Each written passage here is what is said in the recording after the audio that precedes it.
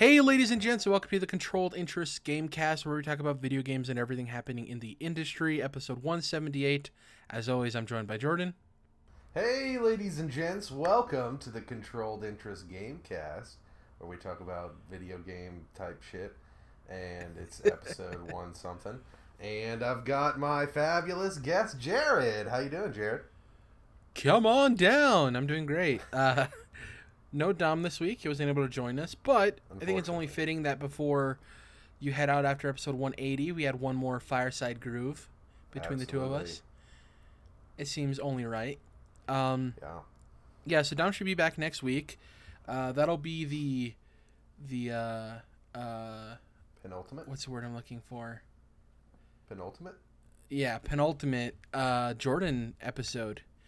I actually kind of want to have a guest on there for a transition period for episode 179, because episode 180 is going to be just me, Dom, and you, Jordan, talking about your experiences with the podcast and all that stuff. But in the meantime, we have news to talk about that happened this week. I actually did I came up with a special topic too for Valentine's Day in relation to video games, so we'll do that later in the show. Yeah, but I love that. Starting with the news, do you remember this little Avatar project that Ubisoft announced way back when, Jordan, that they were working on? Yeah.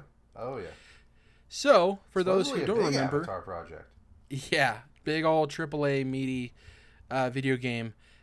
Yeah. So it was announced at GDC back in 2017, and this was Ubisoft's Avatar project, and it recently received a status update.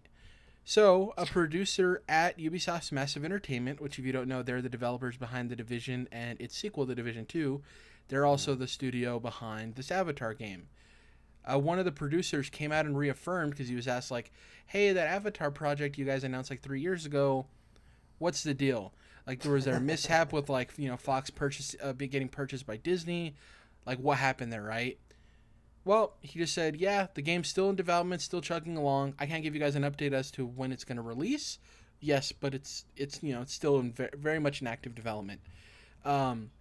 If you remember back in 2017 when this was announced, Jordan, there was actually other reports that it would release during the 2021 fiscal year, which seems impossible now because we already know that Ubisoft is releasing 5 games within that time. And between what they announced and what Jason Schreier said, Avatar isn't one of those games. So for those listening, the fiscal year for 2021 would mean it would release between April of 2020 and March of April of 2020 and March of 2021. So it's highly unlikely that that's happening anymore. The funny thing is, we've talked about before on this podcast, Jordan, how The Division 2 it wasn't a bad game, but it didn't sell very well, right? It wasn't as bad as like the Breakpoint situation where it didn't sell well and it wasn't very good. It just didn't seem to hit with audiences the way Ubisoft expected.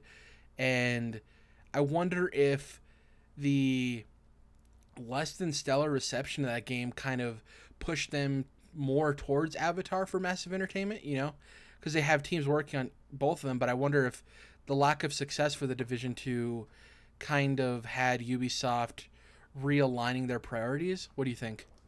Well, Jerrad, I think that Avatar somehow still remains a decently sized licensed property, or a licensed property with a decent amount of cachet, and I think that The Division is going to go on, and if you want to talk about licenses with cachet, then I think that just Tom Clancy's stuff in general will always have a certain level of popularity to it.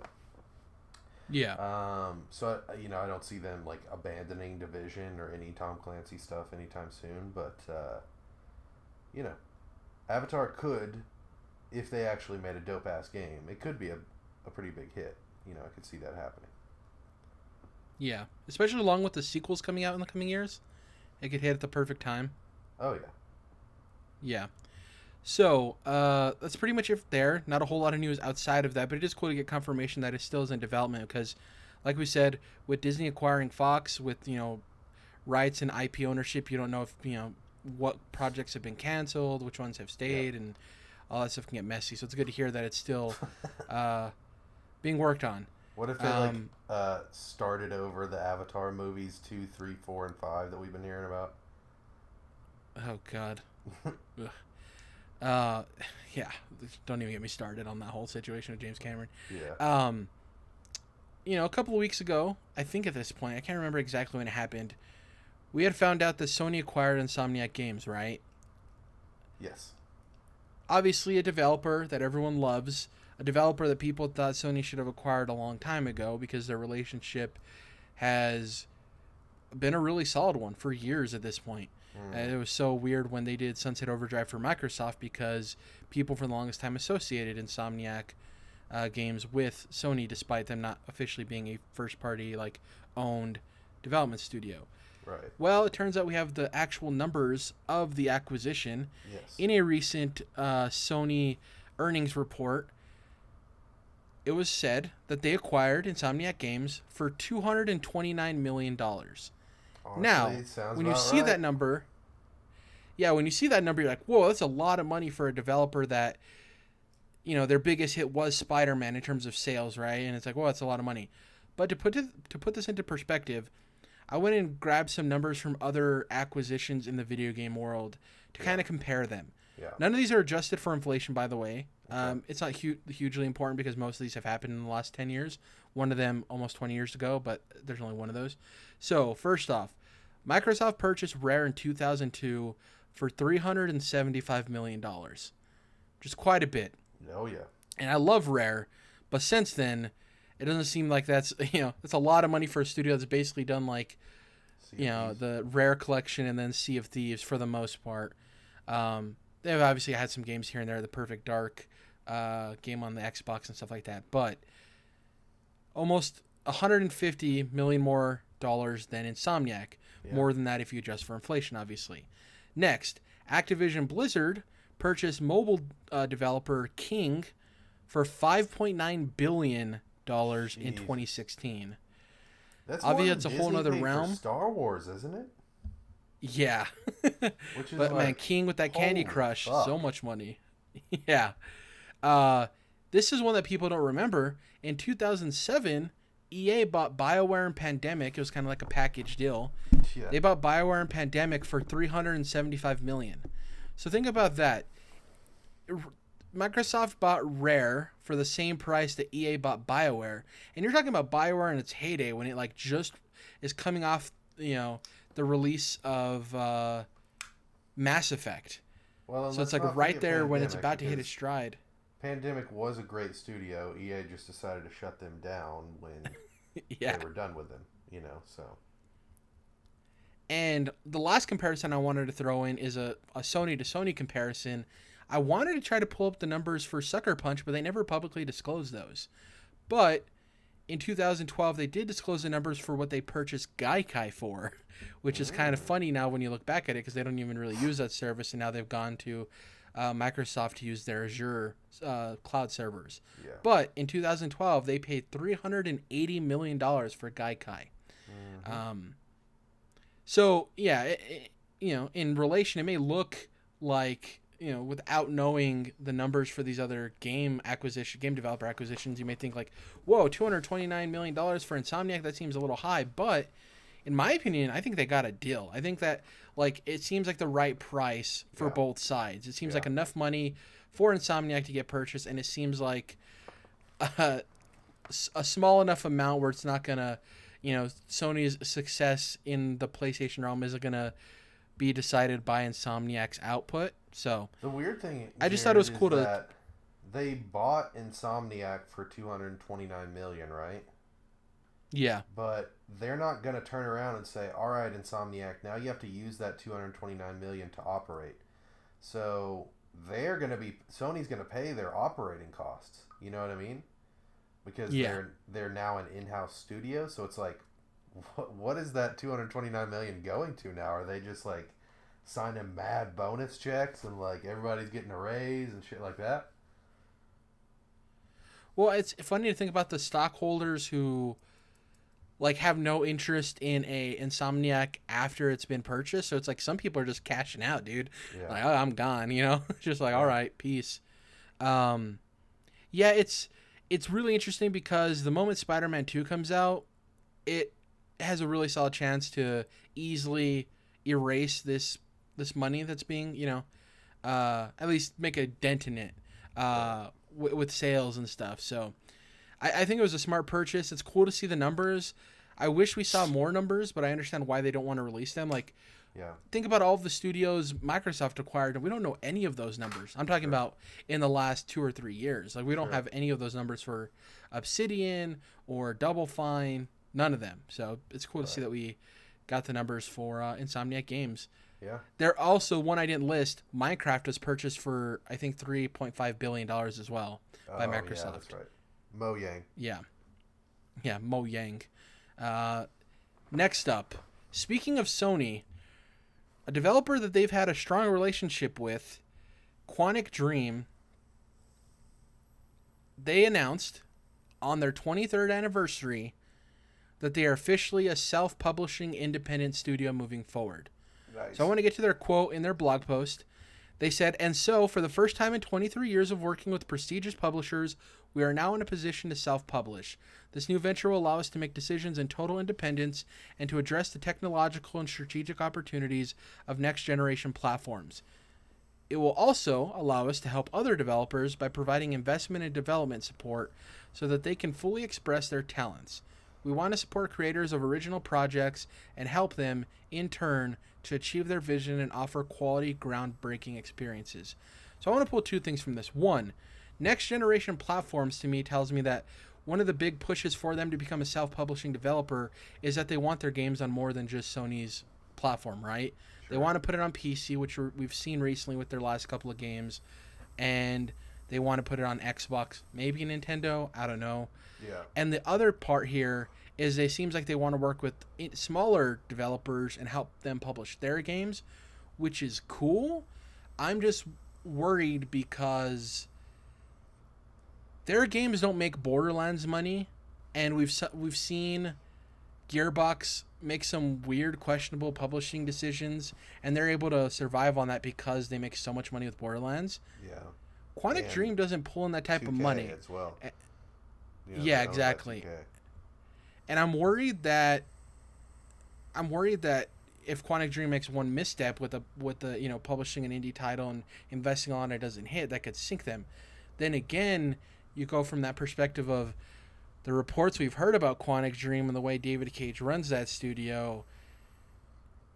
Can it even survive as an independent studio? Like, who is to say the next time we hear hear a different story? Because remember, we had the email story that we covered of lewd emails about coworkers, and it's going to be interesting for them. I do think they can be successful as an independent, self-published company. I just wonder where their direction is for their next game, because do you think they go for, because it's going to have the Quantic Dream touch, right? Their storytelling and making your decisions. But in terms of a setting, I don't think they can go as supernatural as they have in the past. I do think it needs to be a little bit more mainstreamy, like Detroit Become Human. Yeah. And even that isn't super mainstream, but you know what I mean? It's more mainstream than the spiritual, psychological stuff of Heavy Rain or Beyond Two Souls. Yeah. What do you think their direction should be for their first, title now that they're going to be self-publishing? Should they go more mainstream with their setting and tone and stuff? Well, I don't know about like mainstream necessarily, but I do think it's interesting what you're saying. It seems like there's some kind of money in like mid-size or larger developers doing this whole thing with like publishing other people's stuff, kind of like what you're talking about with Gearbox. But as far as their next game is concerned, it'll be interesting for me, Jerrad, to see what genre it is in, because is it going to be science fiction? That's going to be the question for me. But science fiction is plenty mainstream at this point, so that would kind of work. That could work, I should say, with your theory. But yeah, I also wonder if they're just going to be making the same like Quantic Dream style games, you know. Yeah.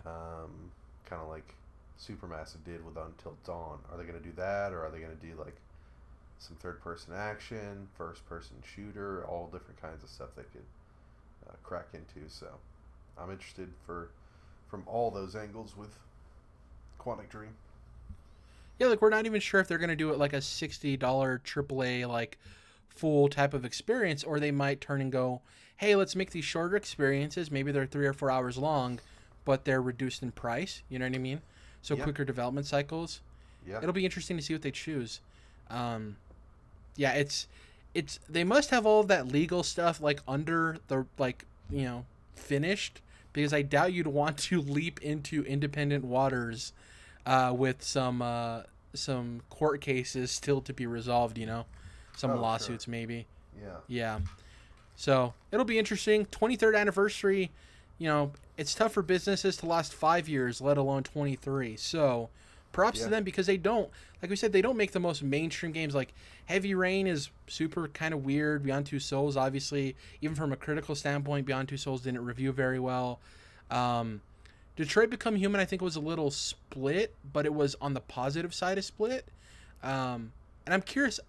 I remember that game selling well, but it didn't sell like, I think Days Gone outpaced it in sales, right? With them releasing kind of near each other. It might have, if memory serves me correct. But I think it was successful. You know, I think for sure. I definitely don't think it was considered a failure in any right, and I do know a lot of people that really enjoyed it from a quality perspective. So, something that I would like to get around to, but I do kind of hope that they don't do like androids becoming human again type of thing. Yeah, try something else. Hopefully, we'll see what happens. That's pretty much it for the news. Really well. Yeah. That's pretty much it for the news. Kind of a slow news week. There was some stuff with Tim Sweeney, who's the head over at one of the co-founders of Epic Games, talking about how politics shouldn't be in video games, and it's dumb that people choose which chicken restaurant to go to because they don't support certain political things. It's a really bad quote on his part, and he tried to like backstep it. I want to cover that more probably next week when we have a better understanding of him giving a fuller quote and trying to explain himself, because right now it seems pretty bad. But yeah, I kind of want to cover that when there's more information out there, especially with GDC happening and everything. Yeah. But before we close out and talk about what we've been playing, I want to do a fun little topic. We don't have to spend a whole lot of time on it, but Valentine's Day is happening tomorrow. The day we're recording is February 13th. And I thought, what better way to celebrate than talking about our favorite companions in video games. I've listed some off that I quickly thought about. I'm going to be missing some for sure from either games I forgot about or games I didn't play. Yeah. But here are some quick companions I'll list that are some of my favorites of all time. Parvati from The Outer Worlds. I recently finished that game, so she's close to my mind. A lot when people talk about that game. Exactly. She's by far the best companion. There's 6 you can fully recruit, 5 of them being human, 1 of them being a robot, and she's by far the best one. It's not even close. Which is funny because I thought it was going to be... you remember the initial advertising for the game had that blonde girl that like makes the joke? It's like, oh, why did you shoot him or whatever? I don't remember the exact quote. But she's like at the end of the initial trailer, and she's like wearing like a white vest with like a red scarf. Yeah. I thought she was going to be like the best companion. But turns out no, Parvati takes the cake. Next up, so many of these characters I can list, but for Mass Effect 2, off the top of my head, I love Mordin, I love Thane, I love Garrus. I would still champion Garrus having his own like standalone game. I think he's such a strong character in his own right. Yeah, but I can go on and on with Mass Effect 2 characters. That's my favorite game of all time, so love a bunch of those companions. Next up, Ellie from The Last of Us. Obviously, you play primarily as Joel in that game for almost all of it. So like her being your sidekick. There's some questions in terms of ludonarrative dissonance with her like crouching next to like one of the fungus zombies. I forget their name. What's the name for them in the Last of Us universe? The cordyceps? Yeah, like clickers. Clickers, there you go. Yeah, that's what I was looking for. So she's a cool companion. Not my personal favorite, but definitely one of the most notables. I mean, I like Ellie, but in terms of like her being your companion in that game, she doesn't really, you know, do much. It's more of like a parent-kid situation, obviously, and less of like a partner in crime. Sadie Adler from Red Dead Redemption 2, my favorite of the Vanderlyn gang outside of John and Arthur.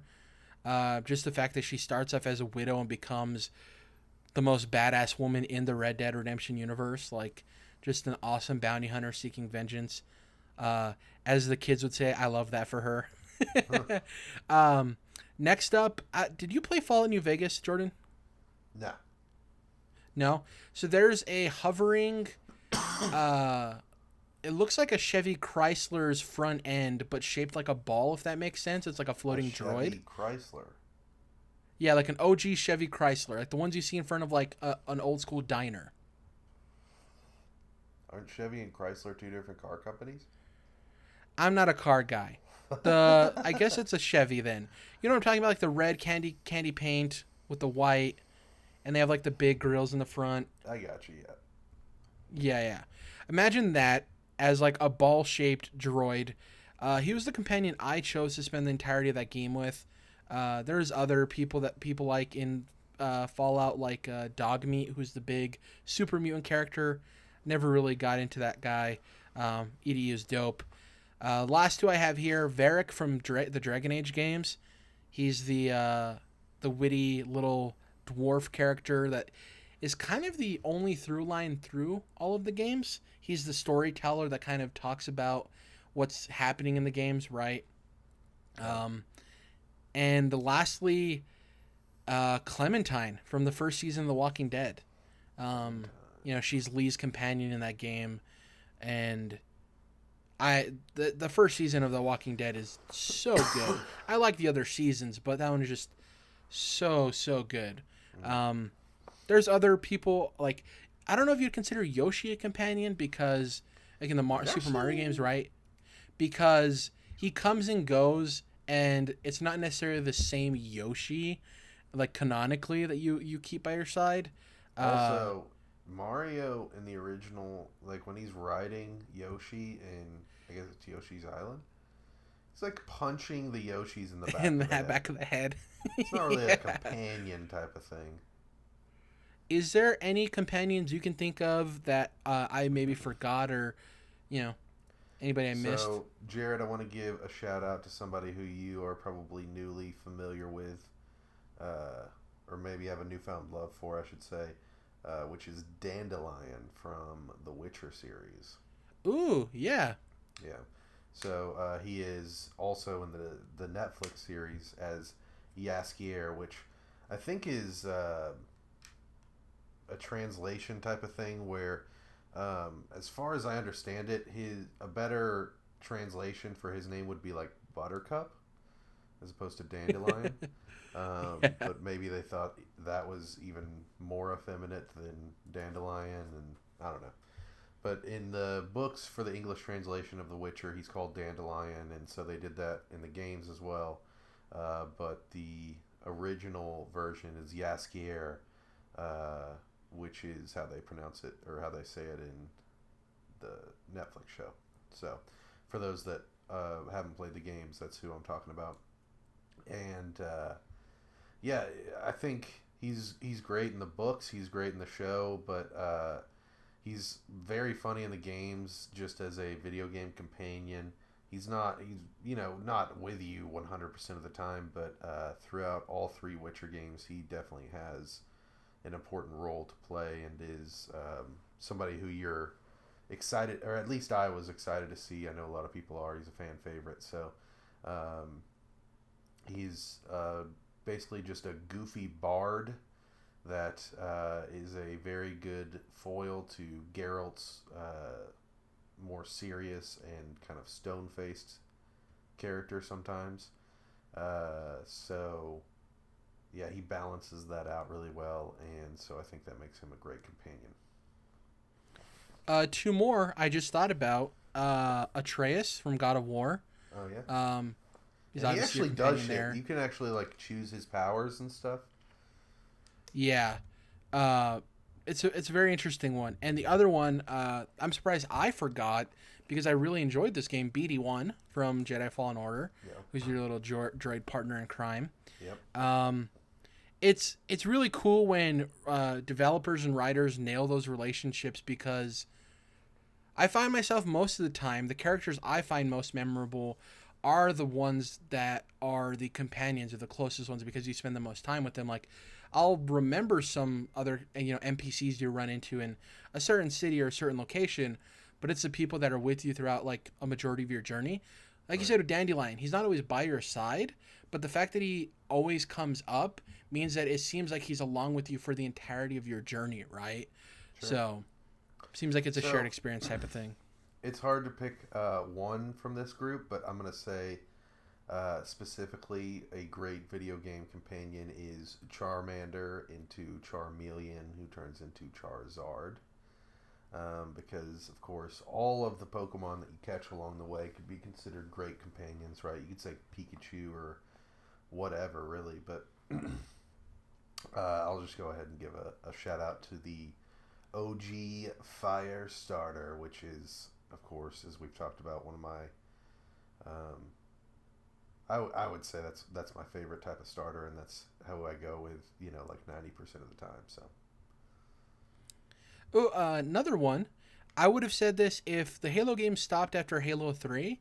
I would have been super on board with Cortana. But since Yeah, then, until that it gets character has all kind of weird. lost a lot of. Yeah. But like take those there's like first a 3 love Halo s- games. There's like quasi love story going on in 4, and yeah, it just, man, it sucks because I was hyped when Microsoft decided to make Cortana their virtual assistant for the rest of their products. I was like, that's a really really cool thing to do and a great video game Easter egg that most people won't even know about. But then they go all weird with her in the games, and it's like, oh, I don't know about this, man. Well, the cool thing too is there's some companions that we have yet to meet this year. For me specifically, somebody who hasn't played Final Fantasy VII, I'm intrigued to see which character I pull closest to in that game. Right, that's in my party. Yeah. And with Cyberpunk 2077, we've seen that big like burly guy. Funny enough, he kind of looks like Varric from Dragon Age a little bit. Yeah, but he was the one that people were complaining about with the cringy writing about, like, hey, Holmes, you want to go do some missions or whatever. Exactly. I'm not saying specifically him. That'll be like the memorable companion, but that leads to It's the idea possible. that there may be some other characters that could fill in that role. Sure. Now, be- I know you won't know much about this, but quick shout out to Zeke from the original Infamous games, who, spoilers, kind of turns on you at one point, but it's a whole thing. So, but they're like, let's just say Infamous 1, shout out.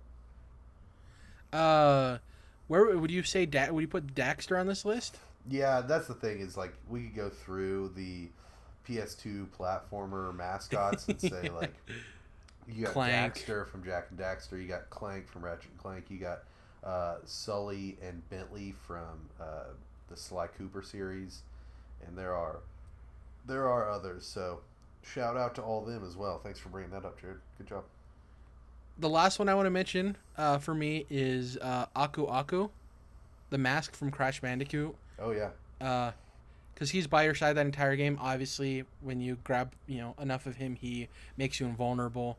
Not a really like established or well written character. It's just really a mask that is by your side. But he's a worthy companion. He helps you out when you need him most. Yeah. Yeah, it's really cool though, because in the moment, especially for like Crash, you don't think of Aku Aku as like a companion or anything. You're like, oh, I need to collect these masks to get invulnerable so I can do this or do that. When you look back on it, it's like, from that game, I love Crash. I love, Aku Aku. So, shout out to video game companions. They are essential, you could say. Yeah, I mean, when they're done right, it's great. When they're done bad, it's just like, get away from me as quick as you can. Stop talking to me. I don't like. There are some members from the Mass Effect games that I'm just like, Oh yeah. just stay away from me. Like, just get away. Murray is the third member of Sly, Bentley, and his gang. So I said Sully. I was thinking of Monsters Incorporated, but it's Sly, Cooper, Bentley, and Murray.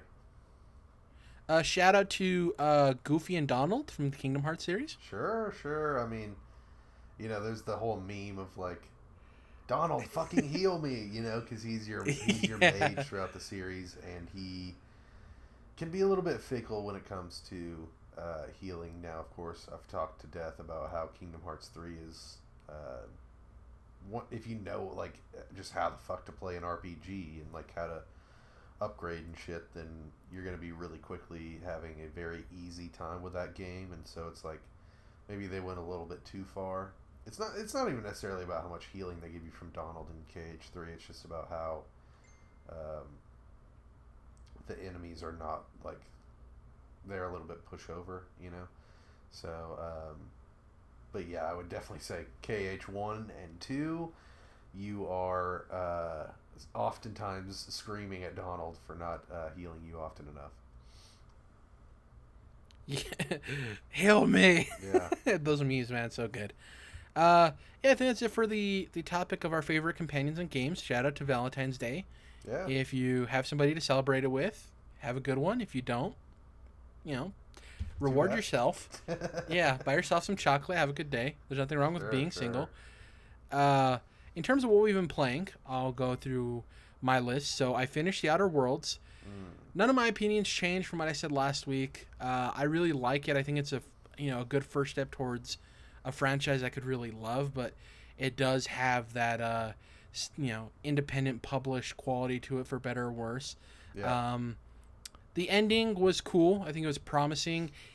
It did. So for me, it's always tough with video game endings because sometimes they end the way you expect them to, and it's like, and then sometimes they end when you expect them to, and then they add more stuff, and it's like, I thought I was just about to be done with the game. Oh, it's the worst. This game, you're like, when you are into a game and it's finishing up, and it's like you think it's ending, and you're like, awesome, and then it keeps going. You're like, well, fuck this, The cool thing with this game for me is it actually nailed the landing of doing that. So I thought it was going to end at a certain point. It didn't. Stuff jumped off and, went a little crazy. And there was still maybe another hour or so of the game left. And by the end of it, I was happy that other hour was included because I really enjoyed it. Okay. When it initially happened, I was like, ugh. Yeah. But then as I played through it, I was like, oh, this is dope. So thankfully it nailed that. The other game I played pretty heavily this week. Are you familiar with Yoku's Island Express? I think I've heard the name. So it's a pinball platformer with a little beetle guy and a ball. And it has some Metroidvania elements to it. I wouldn't call it a full-on Metroidvania. It's just a good old time. So it's on Game Pass. It's certainly a solid podcasty type game. The narrative is not important whatsoever. It's mostly about the gameplay. The way they implement pinball platforming was something that when I initially heard of this game, I was like, how could that work and be fun? And the cool thing with this game is not every literal part of the game is a pinball machine. There's sections that are pinball machines that are designed into the world naturally, and they lead to items and stuff like that. And there's multiple sub-quest lines that you can do, like gathering certain items or delivering a package, because obviously, so the reason it's called Yoku's Island Express is your character's name is Yoku. You land on this island, the mailman leaves, and he's like, yo, you're the mailman now, deal with it. And you're like, all right. Okay. It features some really... I see how this works now. I was like, what is a puzzle? Or not a puzzle, a pinball platformer. When you hear that, you're like, what? Yeah. It features, I think, 4 boss battles, and they're pretty cool. This is... I don't think it's as beautiful as Ori is, but it definitely gives me Ori vibes from the art style. Yeah, it's not bad looking. I would say that, the character is very small on screen. but definitely got some pretty effects to it and colors and all that. And it's one of those games that you can finish. I think I finished it like in 3.5 hours. And I'm like, how close am I to completing it? Or if you're playing on PlayStation, how close is the platinum? Seems like a relatively easy platinum if you're willing to, like, if you enjoy the gameplay of it, right? And they introduce some new mechanics that are really cool. Like, you get the ability to dive underwater. You get the ability to where these, like, slugs will attach onto your ball. And depending on where they are on the ball, you can shoot yourself and propel yourself in the air, depending on the angle, right? So from left to right, if you have the ball and the slug is on the bottom left of your ball, if you press A, it'll propel you up and right. You know what I mean? It's kind of like firing a shot. So it's a really fun game. You're more looking at the ball, I guess, than the tiny little guy that's connected to it. Yoku, yeah. I feel bad for him because he's just getting rocked on this shit, man. Just like whipped around back and forth. You can decorate your ball based on these colors that you find, and you can mix multiples of them to create new designs. So if you take the green it has a specific name, but if you take the green spider spray paint and like this yellow golden one, and you spray your ball with both of them, you'll get like a bee skin on your ball, which is part of a quest to deliver a package to the bee queen. Because if you don't have that skin, the worker bees won't let you like through. So it's really fun. The only reason I played this game was because it was on Game Pass and I heard such good things. It is a game that I would certainly have picked up on sale, knowing what it is now, for sub $15. I don't know what it normally sells at. I'd assume maybe $20. But anybody out there, if you're able to pick this game up on sale, or if you have Game Pass, I think it's a really solid, just fun game. Like, the narrative isn't important. It's just really fun gameplay, and it's something you likely won't play again for a while. Like I said, a pinball platformer isn't a type of game that comes around too often. I think this game did well sales-wise, that they could do a sequel, which would be really cool, and build upon those ideas and maybe get a bigger audience. But it's just really it's a change of pace, and I love platformers. Yeah. And to have this introduction of pinball mechanics in a platformer is really cool and really refreshing for me. Seems like there's a lot of room to explore here too. It's a large world. Yeah, it kind of goes, you start on the bottom left, you work your way all the way to the right, and then it starts going vertical and then left. You know what I mean? Like, it builds upon itself. There's multiple environments. There's like a jungly area, a desert area, the typical video game areas, a deeper jungle area, a snow area. There is a big twist at the end of the game, which is cool. You meet a lot of characters along your adventure, and one of those characters isn't necessarily as good as you thought they were, which is cool. You don't expect it. But yeah, I really enjoyed the game. If you have a chance, I would play it and at least try it, just to be like, whoa, I never thought I'd play a pinball platformer. You may not enjoy it. It may not be your thing. But if you have Game Pass, man, just download it. It's the beauty of Game Pass. Try out these games, delete them if you don't like them, continue playing them, find your next favorite game, as their advertising campaign would say. It is currently $6.79 on Nintendo Switch. That would actually be a pretty dope place to play it. Yeah. I'm looking for that pinball on the Switch all day. I forgot they were currently running an eShop sale. I didn't even think of... I might purchase it again to play it on there. Really cool game. That's pretty much it in the video game realm. Like I said, played Outer Worlds, completed it, played Yoku's Island Express, really loved it. Shout out to Don from Easy Allies for talking about this game. Okay. And the last thing I wanted to mention real quick, I saw one Oscar contending movie that cleaned up, and another one that should have had a lot more Oscar nominations but didn't. I watched Uncut Gems, which I loved. I enjoyed it, Jerrad. I enjoyed it. It's a 2-hour stress ride, and I loved every moment of it. It's obviously not perfect, but man, I would say Julia Fox. It's a great movie. It's not like amazing, incredible, but yeah. Yeah, I think Sandler's performance is really great for, no one expects that out of him, and it is kind of upsetting that he didn't get at least a nomination for Best Actor, but it is what it is. Julia Fox is like one of my new Hollywood crushes. She does a stellar job from an acting perspective, and she's also like super gorgeous. Yeah. She's like his side thing in the movie. Yeah. And his wife, and then the other played film by Uh, Idina Menzel. What's her Yeah, name? who is, Elsa from the Frozen world, which I'll talk about Yeah. Frozen 2 in a second, but go ahead. The other movie I watched, and I'm a week out from watching it, so I'm still kind of raw in my emotions towards the film. But Mm. I do think at the end of the day, it'll end up being one of my favorite films ever. Is Parasite. Okay. Yeah. I I watched it maybe 3 months ago ish. I really love that movie and what it has to say about class, and as you question obviously who exactly the parasite is. I thought a lot of the acting performances were stellar. Um, People need to get over the idea of like reading subtitles. It's funny. So like with Oh, anime, yeah. there's the option of reading subtitles or watching dubbed, and for Yep. me, I prefer dubbed, and I don't think that takes away necessarily from it.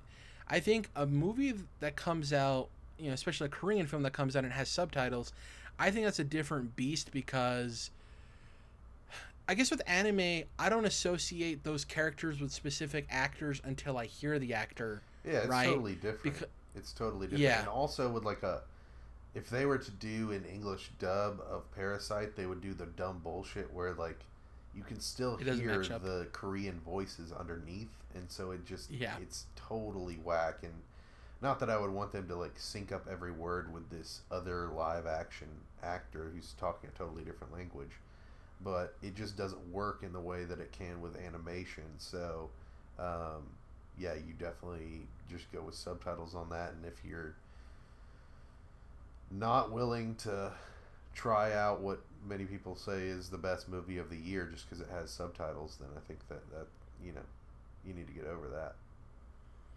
yeah, it's so good. I love how the film really feels like three different genres with each act, Yeah, and some of the special effects they did for this film are incredible. The non-vocal storytelling of, I don't want to explain the whole movie because I think it is, for me, the biggest reward I had was not knowing much about the film yeah, until I watched it. Like the right. only thing I knew was director of The Host, bang, right?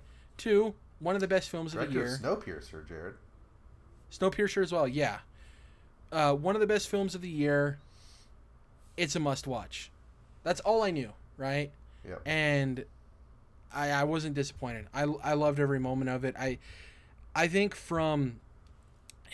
I think not necessarily, it doesn't need to be put into education, like schools or plans in a very official Curriculum. capacity, but I do think it is a film that can showcase class divide and how depending on the type of class you grow up in can change and dictate the way you view other human beings.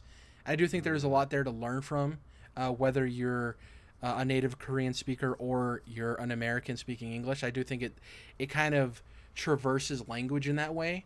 Yeah. Yeah, it's an incredible film. Loved it, and yeah, it's pretty much it for me for everything I experienced this last week. So yeah, I definitely enjoyed Parasite when I watched it, and also enjoyed Uncut Gems. And then, as I mentioned, watched Frozen 2 like the night before last when it came out on digital, and it is quite different from the first one, I would say. Still enjoyable.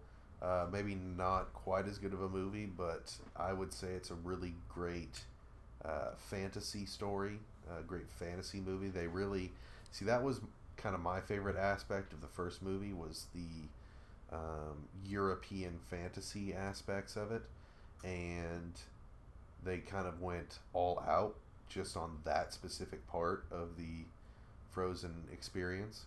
And so I was really excited about that and really enjoyed that. And man, the movie looks beautiful. I went back and watched one of the Frozen shorts that I hadn't seen when I finished Frozen 2. And that short was produced alongside Frozen 1. Frozen Fever is what it's called.